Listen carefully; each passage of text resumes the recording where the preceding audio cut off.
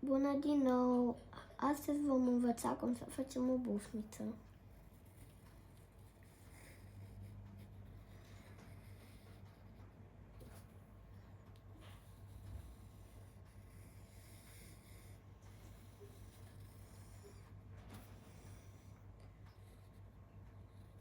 Aripile le puteți face cum vreți voi. Puteți face și drepte, și doar bucle, drepte și bucle.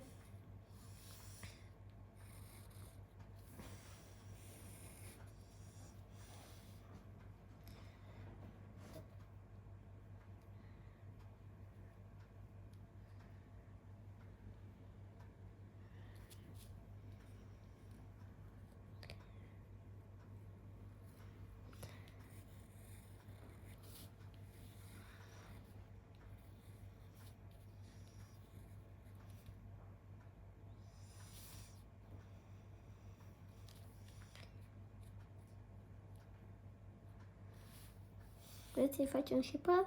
Bine, haideți să-i facem și păr. Vreți să-i facem niște modele pe aripi? Haideți să-i facem.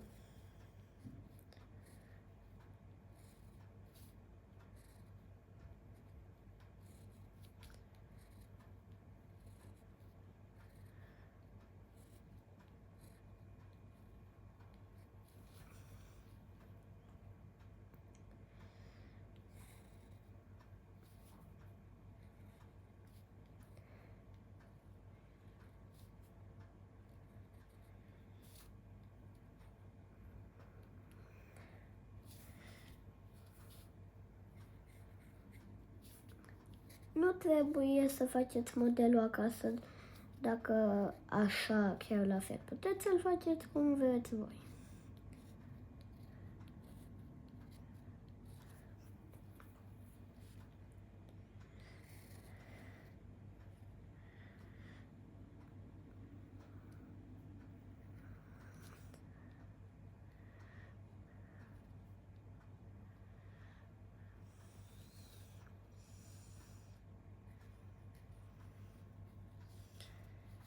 Dacă vreți acasă, îl puteți colora. Vreți să facem și un copac? Bine, haideți să facem și un copac. Asta va fi scorbura. Iar ăsta va fi cuibul în care vom face ouăle. Va avea 3 puiuți.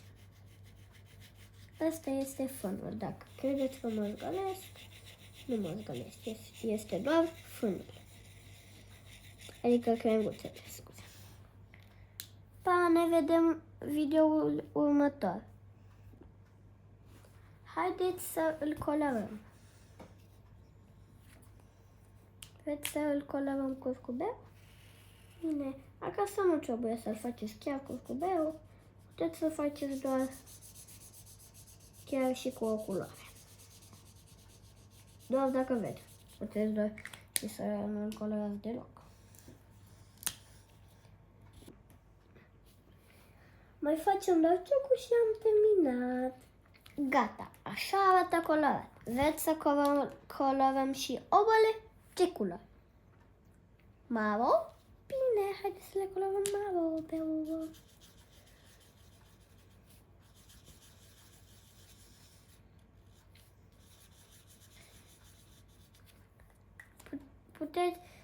Ne vedem data viitoare la celălalt video. Pa!